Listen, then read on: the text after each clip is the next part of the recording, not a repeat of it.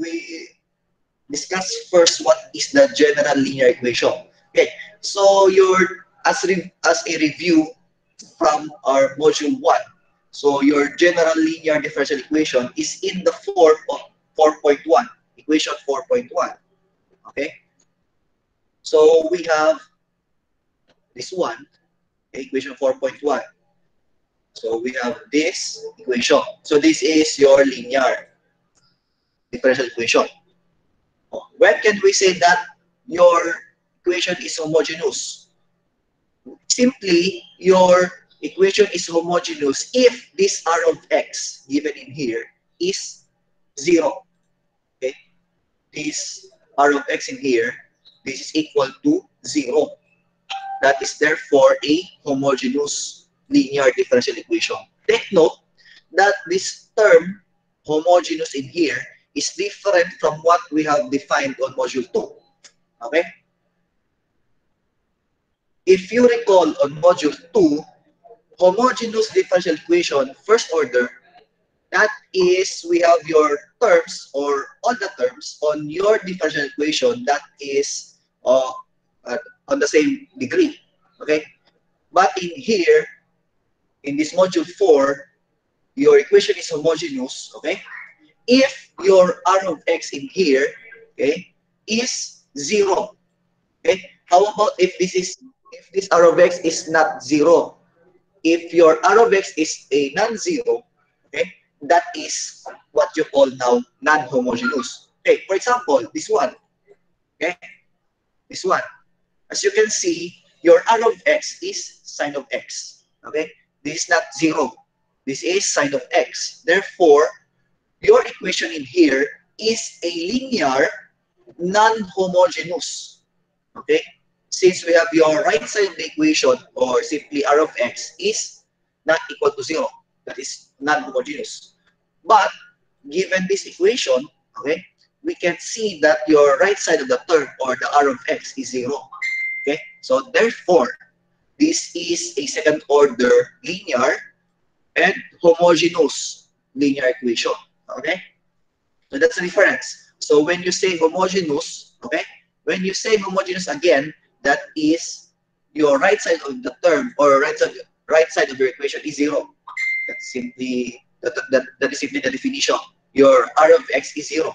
While on the other hand, your non-homogeneous, that is not equal to 0. In this case, we have sine of x, you have e raised to x, or you have constant 1, 2, okay? So if that is not equal to 0, that is therefore non-homogeneous, okay?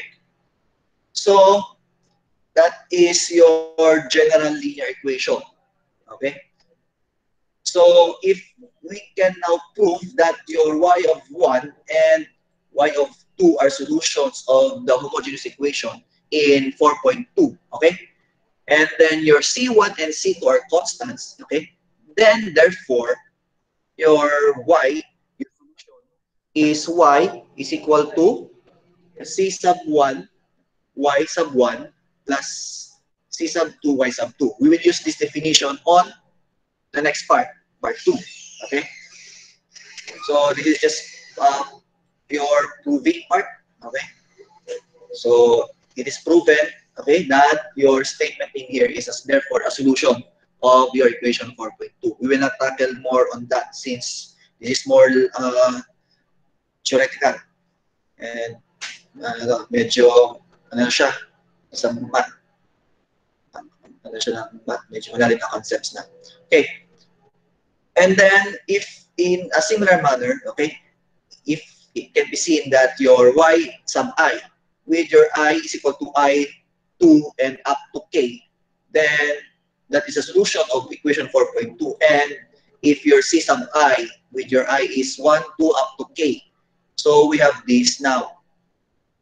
This is a solution of your equation 4.2. Okay?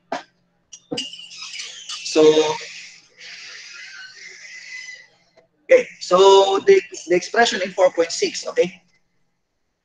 The expression in here is what you call the linear combination of functions y sub 1, y sub 2, up to y sub k. Okay, so the theorem just proved can thus be stated as follows. Okay, So from theorem 4.1, okay, it states that any linear combination of solutions of a homogeneous linear DE is also a solution. Okay, so we will dive more on that topic on the next part. So this is just introductory. Okay, so how do we determine if your functions in here, y sub 1, y sub 2, up to y sub k are linear independent? How do we determine that one? Okay, so we have the given, okay, so this one, so it should be clear, okay, take note, that if the functions are of a set are linearly dependent, okay, at least one of them is a linear combination of the others. If they are linearly dependent, none of them is a linear combination of the others. Okay, madulo siya. So to determine the linear independence of your function, we use this one. We use the Wronskian. Okay, so what is the Wronskian? Okay, so we shall now obtain a sufficient condition that n functions be linearly independent on an interval that 1. And then let us assume that is for the functions f1, f2 up to fn is differentiable. So you can differentiate the functions at least n minus 1 times, okay, at the interval. So then from your equation 4.8, okay, we have your C1 F1 plus C2 F2 up to plus so on up to C sub n F sub n. Okay, so then by successive differentiation, okay, upon differentiating this, okay, first derivative, we have C sub 1 F1 prime, okay, plus C sub 2 F2 prime up to C sub n F sub n, so on, and then up to the n minus 1 derivative. Okay, so this one. And then for any fixed value, okay, we determine now the value of the determinant. This is now the determinant. We have your W of x, okay? Equation 4.9. We have your W of x. We have this one. So, okay. Okay. So, we have in here for this one. If your W x sub 0 is not equal to 0 for some x sub 0, okay, and it follows that C sub 1 is equal to C sub 2 is equal to 0, and hence your functions are linearly independent. Okay, we can say that your your your functions, okay, they can be considered or they are considered linearly independent on that interval. Okay, so we use the Wronskian to determine if your given f's or functions are linear independent. Okay, so I'm looking for an example in here from your problem set, I think, because the first problem in that one,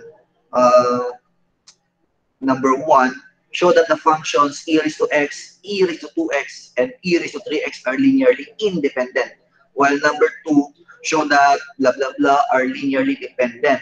Okay, so if we say, okay, if your Wronskian, okay, if your Wronskian W of x, you evaluated the determinant, and then you found out that this Wronskian determinant is not equal to 0, okay? If that's not equal to 0, therefore again, your given set of functions is linearly independent, okay? How about if that is equal to 0? Therefore, that is linearly dependent. Okay? So, yun lang yun. So, if your Wronskian is not equal to 0, again, that is linearly independent. While if that is equal to 0, that is linearly dependent. Okay? So, we have another theorem in here. So, if the n functions involved are solutions, okay, we have this theorem 4.2. Okay. So let us consider in here, okay, may example dito. Example 4.1. So consider the sets of the functions cosine AX, sine AX, and sine of AX plus B. Okay. So it is said here that these functions are linearly dependent, okay, on any interval. So if we compute for the Wronskian, how do we compute for the Wronskian? Okay. So if we compute for the Wronskian using the determinant earlier, okay, using this one, okay, this determinant in here, okay. So if we use that one, okay, we will found that, okay, we will found out that this is equal to 0. Okay, if you try to solve for Wronskian, that is equal to 0. Okay, so therefore, okay, so since we have your Wronskian of x equal to 0, okay, therefore your functions are linearly dependent. Okay, yan sabi natin, pag equal to 0, linearly dependent. If not equal to 0, that is linear independent. Okay. Okay. So that's it for the linear independence. Okay. So we have your exercise sets in here. That is nine problems. Okay. Okay. Let's proceed now to the general solution. Okay. Of homogeneous and non-homogeneous equations. Okay. Earlier, we have said that your homogeneous, okay, homogeneous again, your right side of the equation r of x is 0, while non-homogeneous, that your r of x is not equal to 0. Okay. So first, general solution of a homogeneous equation. Okay. So from this theorem 4.3 here, okay, we define the general solution of this equation. So you can see this is a homogeneous since this is 0. Okay, this is 0. Okay, since this is 0. And then, so your general solution is we have y is equal to c sub 1, y sub 1, plus c sub 2, y sub 2, plus, and so on, up to y c sub n. Take note, your c sub 1 up to c sub n are arbitrary constants. Okay? Okay, so now, let's proceed to the non-homogeneous one. So non-homogeneous, we have a value for your r of x that is not equal to 0. Okay? So the solution to your equation 4.13, okay? The solution to equation 4.13, since this is non-homogeneous, okay? This is non-homogeneous. So your solution is now yp, okay? Yp. So that is what we call particular solution. Okay. Okay. So when we say particular solution in this module, not necessarily involving any arbitrary constants. Okay. And then y of c, okay, y of c, that is complementary solution. Okay. So that is the solution of your corresponding homogeneous equation. Okay. So in here, let's go back to homogeneous. Okay. So this y in equation 4.12, okay, this is your y of c. Okay, that is your y of c. Okay, that is y of c. So the solution, the general solution you obtain using the solution you obtain from your homogeneous equation is your y of c, or the complementary solution. While on this part, on the non-homogeneous, you have two solutions. You have what you call the complementary solution, okay, which is derived from your corresponding homogeneous equation. And then you have y of p, okay, where your y of p is the particular solution. Since we have two solutions, yc and yp, Okay? Therefore, the general solution of your non-homogeneous is now, you add those two. You have y of c plus y of p. Y sub c y plus y sub p is equal to y. So this is now our solution. So you will see later what how do we solve for y of c and how do we solve for y of p. Okay, so that is on the second part and third part of the module. Okay, so okay, that's it. So that is okay. So as again, your y obtained from your homogeneous equation is what we call YC, or that is the complementary function or complementary solution. Okay, so take note again that the general solution, okay, that the general solution of your non-homogeneous equation in this one, okay, that is this one. Y is equal to YC plus your YP. So that is the sum of your complementary function and your particular solution. So that's it. Okay. So on part 3, we will be solving there on part 3 of this session today. The particular solution. We have two methods.